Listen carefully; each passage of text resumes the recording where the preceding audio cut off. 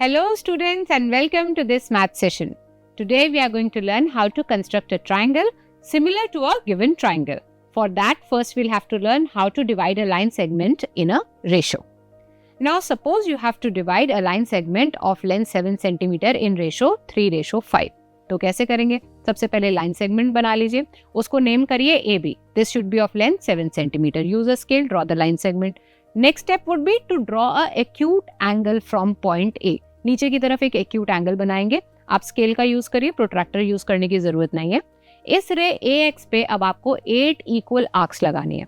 आप अपने कंपास से 8 इक्वल आर्क्स लगाएंगे और इन्हें नेम करेंगे A1, A2, A3, A4, A5, A6, A7 and A8. तो हमने 8 आर्क्स क्यों लगाई? Because our ratio is 3:5. 3 plus 5 is 8. That is why we have made 8 equal arcs.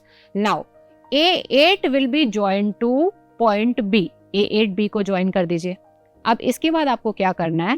A3 point से एक लाइन पैरेलल ड्रॉ करनी है A8B के. कैसे ड्रॉ करेंगे parallel line? We will make equal corresponding angles. Compass use करके कुछ इस तरीके से आर्क्स लगा के हम इक्वल एंगल्स बनाएंगे and we'll get a line which will be parallel to A8B, which will intersect AB at point P. तो ये जो पॉइंट P है, ये हमारा रिक्वायर्ड पॉइंट आ जाएगा जो लाइन सेगमेंट AB को डिवाइड कर रहा है रेशो 3:5 में. तो यहाँ हमने A3 आर्क को क्यों सिलेक्ट किया पैरेलल लाइन ड्रॉ करने के लिए? क्योंकि हमारी रेशो है 3:5. That's why we chose A3 arc. Okay, अब इसका जस्टिफिकेशन भी समझिए. देखिए एक ट्राइंगल बन रहा है A8B. Now in this triangle, A3P is parallel to A8B.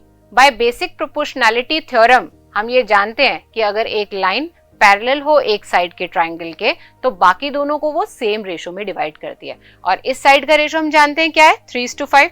तो AP is to PB भी क्या हो जाएगा? 3:5. So this is how we justify. तो इस तरीके से हमने सीखा कैसे गिवन लाइन सेगमेंट को एक स्पेसिफाइड रेशो में हम डिवाइड करते हैं. इसे यूज करके आज सीखेंगे सिमिलर ट्राइंगल्स को कंस्ट्रक्ट करना. आज वो सिमिलर ट्राइंगल्स बनाएंगे जिनका स्केल फैक्टर रहेगा लेस देन 1, यानी कि बनने वाला ट्राइंगल गिवन ट्राइंगल से स्मॉलर रहेगा. So suppose this is the question. You have to draw a triangle ABC where BC is 6 cm, AB is 5 cm and angle B is 60 degree.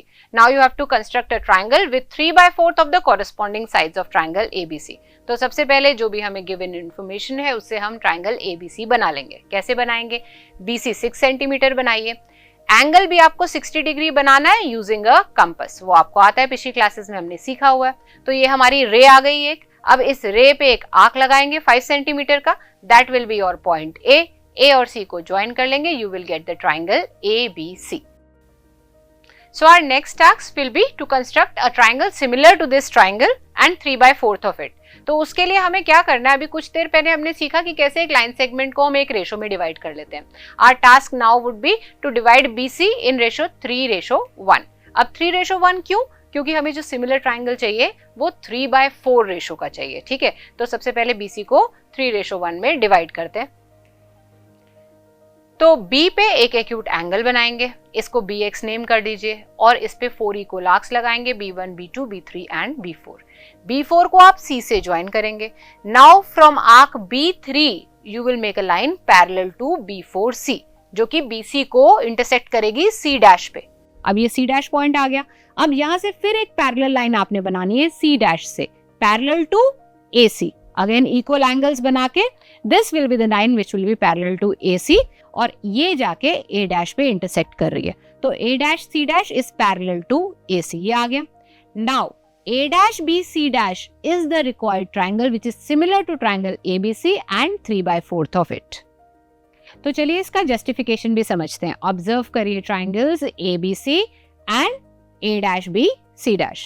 देखिए angle भी दोनों में कॉमन है और ACB और A dash C dash B को हमने खुद ही इक्वल बनाया है. AA सिमिलैरिटी से ये दोनों ट्राइंगल्स हो गए similar.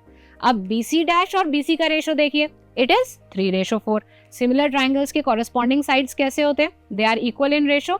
So the new triangle which is formed is similar to ABC as well as 3/4 of it.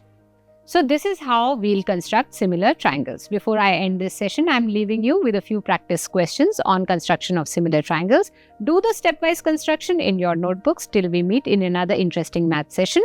Take care of yourself and happy learning.